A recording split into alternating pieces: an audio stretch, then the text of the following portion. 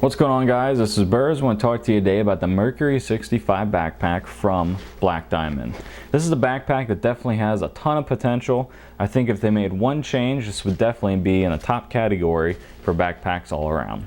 Now what this is constructed of is a 400 polyester twill and a 420 D nylon twill fabric, and it's very durable. I've had no problems with it when I've been out in the backcountry, going through brush, bivouacking, etc. I've had no concerns whatsoever. Putting this down on the ground tons of times. You can see there's definitely some scuffs, but overall this bag has no tears, rips, holes, anything like that. It's been a very durable pack. I've been using it for the last few months. Used it in the winter time initially, and most recently on the Appalachian Trail video you guys saw, where I went out with my buddy Nate Murr. Now when you look at the engineering and how they designed this pack, it's definitely something that really sticks out, and this is probably my favorite pack I have in terms of the ability to organize and put your stuff away. So what they have is they have a top part here, which is kind of normal. Has a zipper on the top, zipper on the inside, so that's kind of normal across packs.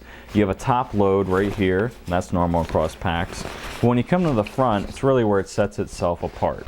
One really cool feature I like is the fact that you can open the front up here and get right to the contents of the bag.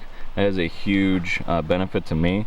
And you can also see that they have these kind of like organizers here on the body of the bag, so you can really organize this thing down a lot. There's also another bag, another pouch right here on the front, so a lot of organization you can do with this bag and get into it relatively quickly on the fly. You have this opening right here where you have this mesh lining, and it's really tough mesh. It's not any kind of cheesy mesh. So you have pockets here and here where you can put stuff. And then, as you can see, it opens up right to the inside. So you can open up to the inside, have your two mesh pockets here, and then on the front you have another opening where you can get to even more stuff. So organizing all your gear away, say you want to have your water stuff here, your med kit here, you want to put your cook kit here, there, everywhere, anywhere, you can definitely organize this out very easily, and that's definitely the highest point for this backpack. Compared to all the other backpacks I've reviewed in the past. The JanSport Klamath, you have the Gregory Baltoro 75. I've been using some other ones, one from Hill People Gear. Of all the packs I've reviewed or have been using that I haven't reviewed yet, this definitely is unique. The webbing that's used is awesome. I like the fact that it does have a little bit of a sheen to it, so it is nice and smooth operating when you go to cinch stuff down. We move to the back, and this is also where it sets itself apart and becomes a little unique compared to others on the market. So up here you have your regular shoulder straps, nothing special there. They're just kind of normal shoulder straps. The one thing I would like to see is about 25% more padding. Over the long run, we did about an 8-mile hike, 4 in, 4 out, something like that with the Appalachian Trail video. You could definitely feel on that trip more than any other ones I've done. The shoulder area was definitely starting to get a little raw. So I like to see a little bit more padding up here. It's not a huge change at all. But when you move down here, you start to get really interesting. They call this their Ergo Active suspension, and you can see there's a real deep channel right here for airflow. It's nice and padded. I mean, that's definitely about 1/4 to 1/2 an inch of padding right there, which you don't really see on the market.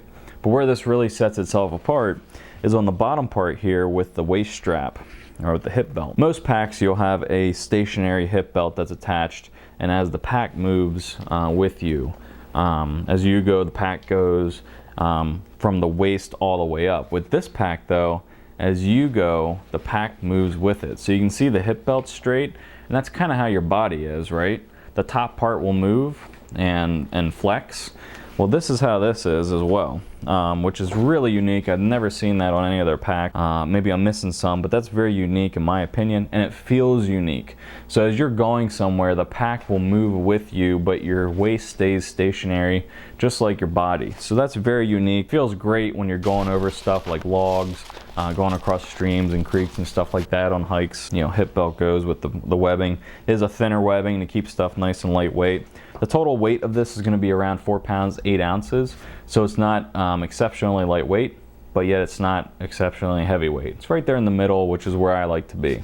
On the top here you have a carry handle, and you have your adjustments for adjusting out the load with the load levers, and they're nice and like I said, easy to manipulate and move because it has a nice sheen to it, so it's very smooth to operate those. When it comes to hydration, you have the ability to have the tube come out either side.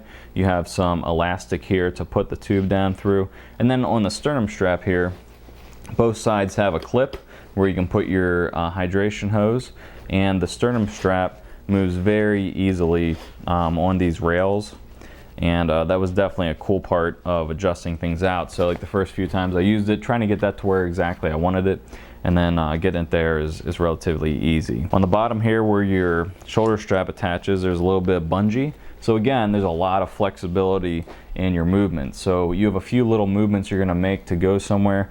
This really flexes with where you're going, and it does feel a little bit different than other packs on the market. On the low side of what I found is the zippers. Now I've had these zippers pop on me numerous times. So the one thing I did see is I did pop one of these zippers, and I did unzip it and rezip it, and it came back together and all that, but that's just because of overpacking, and that's why I said trying to keep this within the weight range and not overpacking it is probably something I would recommend. I think they could move to a non-waterproof zipper. These waterproof zippers aren't as durable and as robust as just a regular zipper. And in the case of it, going out there and it raining or snowing or whatever, just putting a pack cover on is something I would do. So having these zippers waterproof doesn't really have a benefit to me. I really think with one real simple change, this pack can really be elevated to the top of the line. There's a coating on the outside of these zippers, and what I've found is that coating gets, it almost gums up the zipper. So what I found is down here in this tight corner right here, and actually this zipper's broke, and I do have to talk to Black Diamond because the zipper have broken it to where it doesn't really zip up anymore. And maybe that's because I'm hard on gear, maybe that's because of the zipper itself. I think it might be a combination. But in these tight areas right here, and in the tight areas up top here, where you have the edges, when you have that coating that's on the zippers, in those stress areas, I've found that the zipper will bind up and will either pop off, and then you have to kind of zip it back up to get it to be fixed, or like this is right now, altogether this zipper doesn't work anymore on this portion.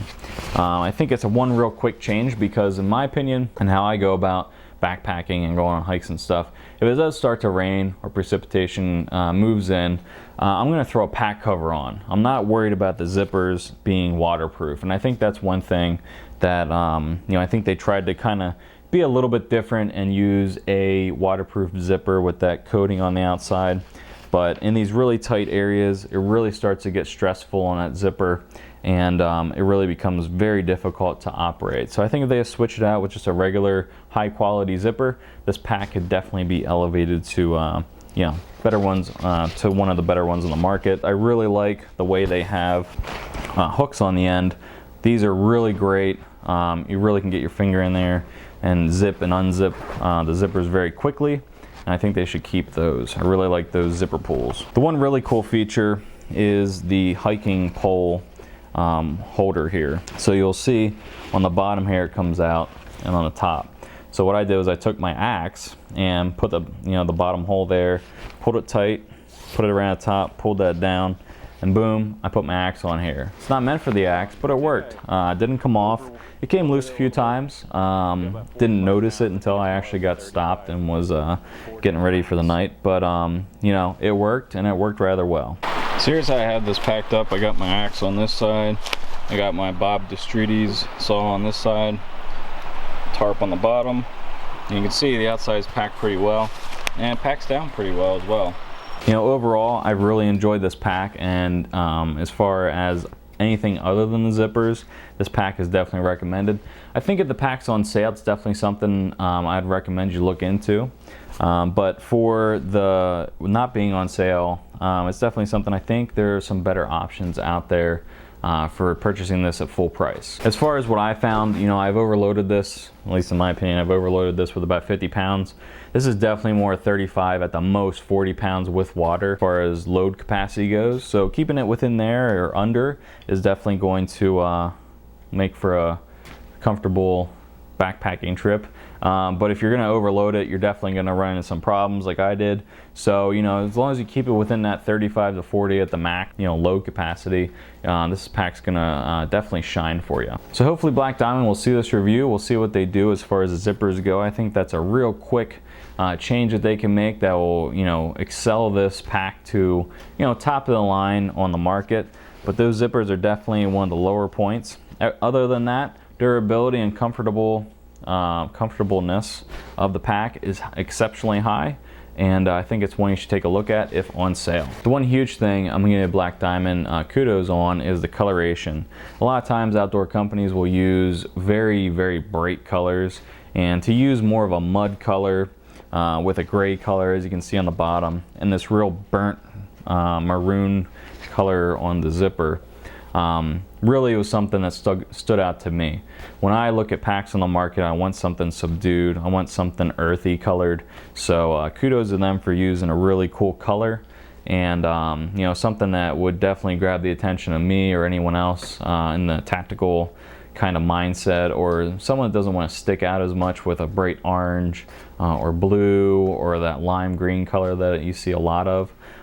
So I really like the coloration, and hopefully they continue using great subdued color options, or at least one option, with all of their packs. So if you guys have any questions or anything, let me know. If you guys have a Black Diamond Mercury 65 pack, go ahead and put it in the comments down below, or better yet, make a video about it. And until next time. Yeah, let me zoom in on that. Go ahead and show that.